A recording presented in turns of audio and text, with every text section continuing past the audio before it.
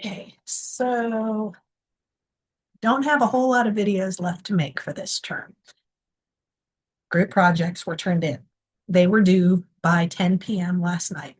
I have busted butt to go through all of them for all the classes and am giving you some general feedback.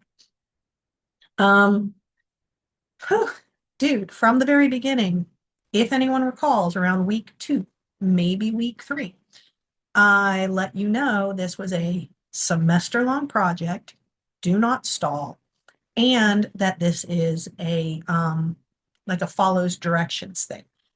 I gave you very specific directions throughout the term. When people would ask questions, I would then reiterate. I would go into more depth.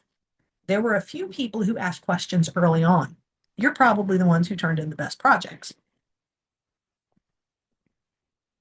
Um, I would say the number one thing people got wrong was nationalism. The number of people who told me the benefits of nationalism kind of scared me. Quite a few people used an image of something about the United States for nationalism, and that quite frankly terrifies me. Nationalism, and I have personalized feedback for all the groups, by the way. And what I gave a lot of people, where is it? Was, I wonder if I still have it saved on here. Paste. Yes, I did. Encyclopedia Britannica.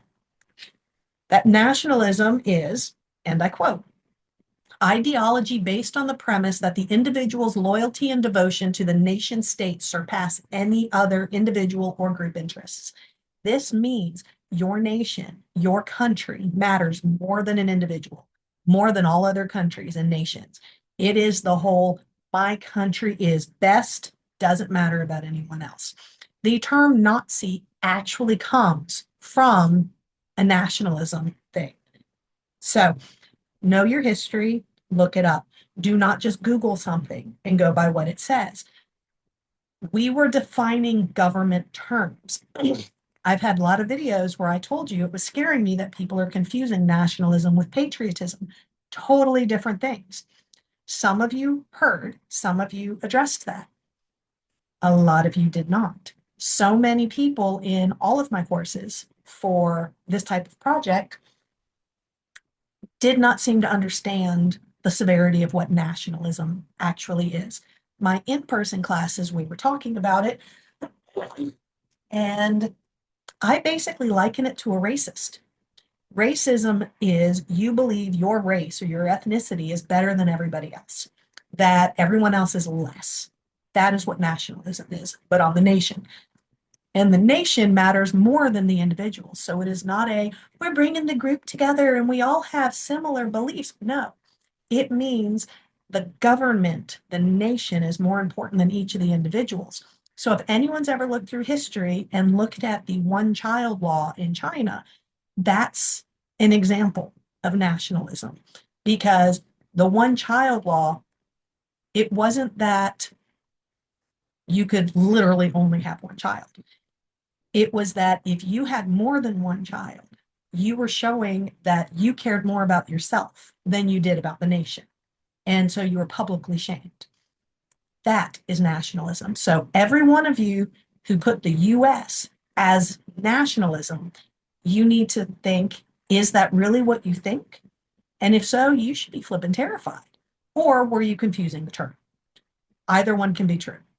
That was a big one. A lot of people forgot to give me examples, like examples for each of those terms. What country has it? Some people did great, other people, not so much. Democracy. Democracy was another big one. A lot of people just immediately put the US there. The United States of America is not a true democracy. So a lot of people will be getting their feedback where it says, I wish you had looked at a true democracy. There are true democracies out there. The way the US raises us is to, it actually is leaning towards nationalism. It's a whole bunch of the, this is it. We are the best country ever. All these other countries have it so much worse. Yes, there are other countries that are governed worse, but there are also countries that are governed better. And it's time for everybody to open their eyes, think critically, and actually look. So I challenge everybody to do a quick, simple Google search. Just type in true democracy countries, and you're going to see there are actual two true democracies. We are not one. A lot of people put for the US representative democracy, flawed democracy, and I think representative federal or federal representative, all these types of words. But everybody puts some kind of democracy in there. That is what on paper it says the US is. Part of this assignment was to look at all the terms you were told to look at throughout the entire semester. You were supposed to truly get to know them. And then use your critical thinking skills to look at what is actually taking place. And it's okay if you truly believe we are still 100% a democracy and you backed it up, that's fine. Everybody who says that everybody has a voice and we have the checks and balances system, that means you're not paying attention. Not everybody has a voice right now. And our checks and balances have been failing. I have given you, gosh knows how many news articles as examples of how this has not been actually working. A lot of you said we have a constitution, and that's what makes us this type of government.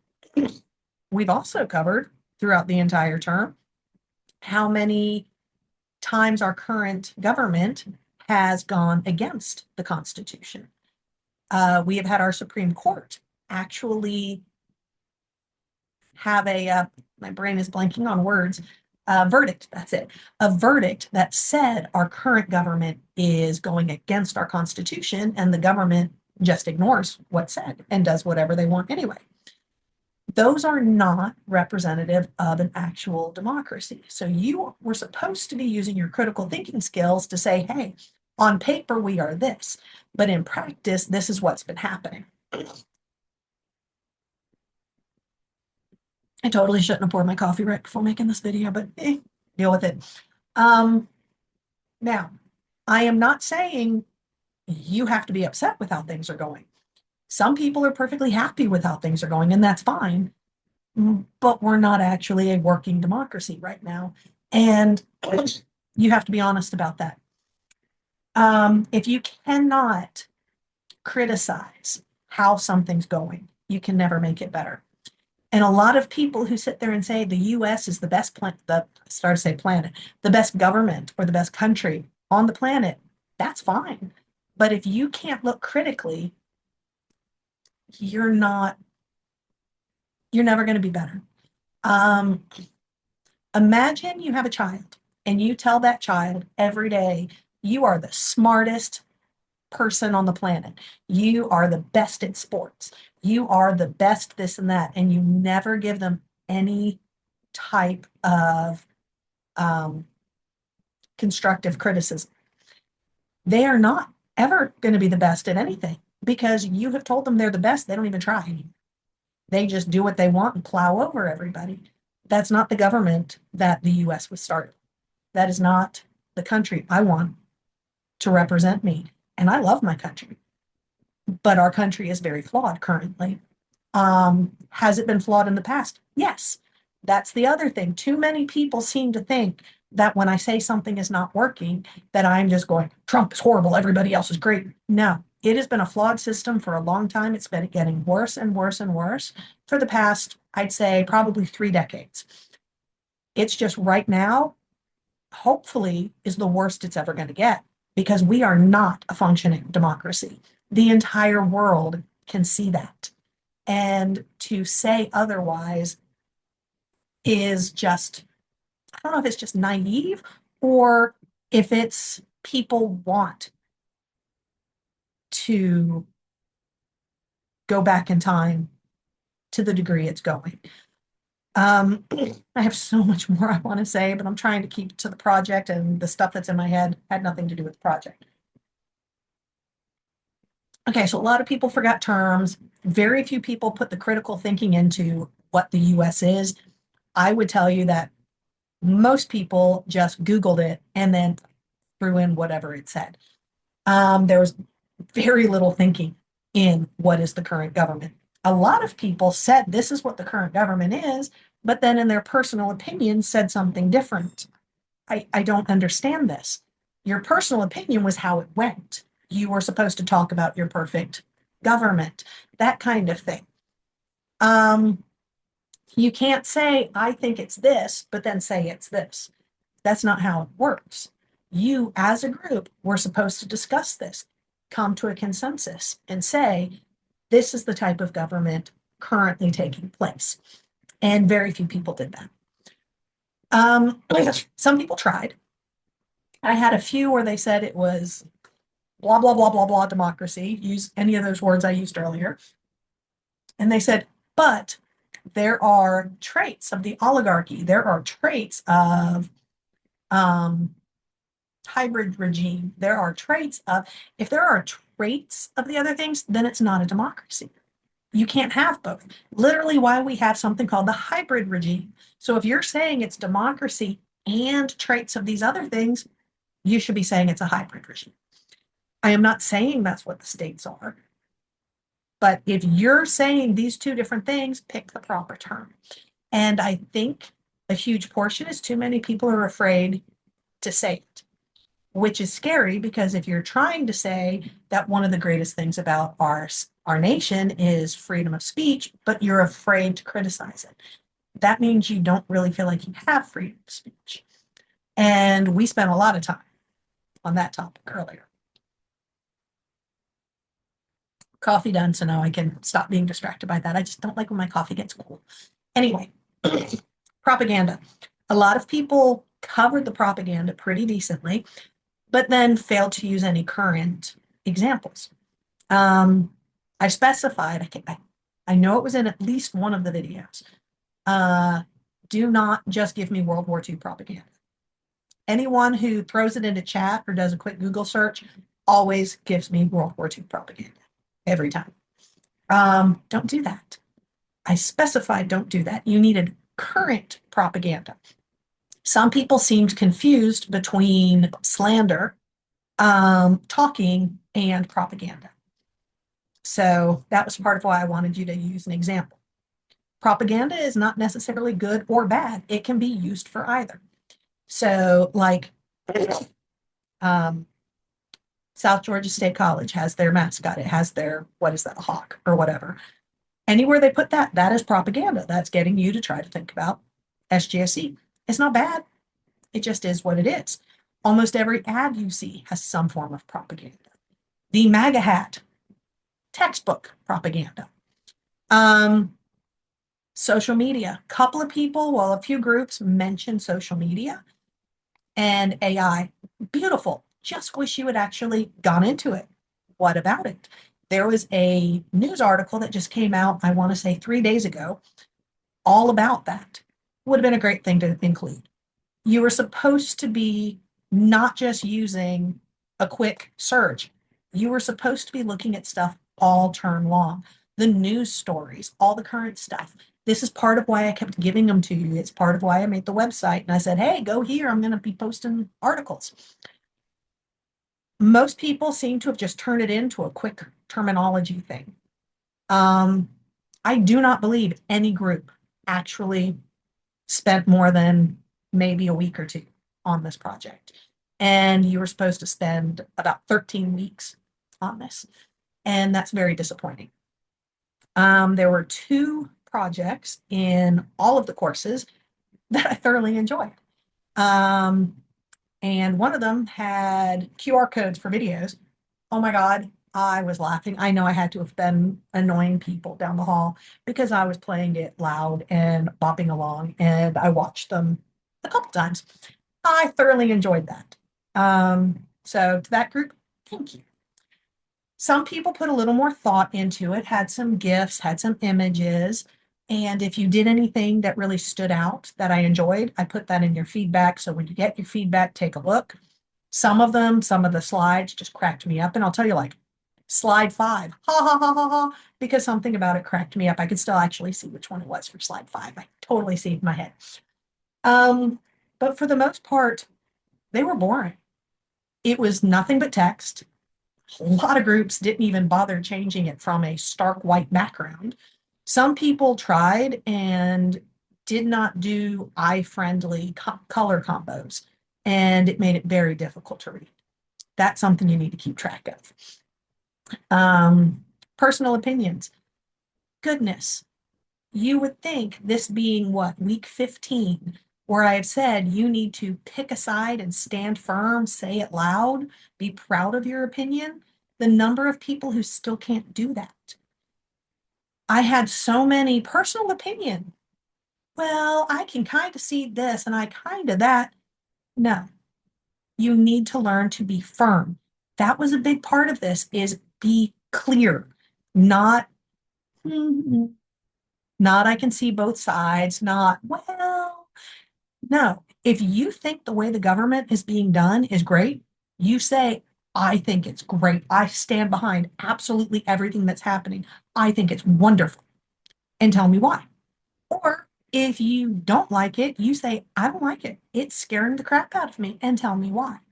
You need to be able to actually voice your opinion strong, loud. That's the only way anyone gets anywhere. And again, I'm not saying if you're right or wrong. Your opinion is your opinion. I just need you to say very firmly, this is what I think, this is why. Not a, this is what I think, but I can kind of see some people, because a lot of people also said the current government style is blah, blah, blah. Some social scientists say, so what are you saying? Quit doing this. Pick a turn or pick a side, stand firm, be loud and proud. That's what you're supposed to be. That is what I've been trying more than anything this entire term to do, is get you to actually be vocal. We live in a country where we are told one of our biggest things is freedom of speech, but most people in my classes still seem to have a hard time saying what they think. And I find it sad. That's supposed to be a big American thing. I have been very loud and proud about everything. That's what you're supposed to do. That is the American way. Okay, we've covered a lot of this. Let's see. Almost nobody gave me sources. Really? Why? Why did so many forget to give me sources? I don't get it.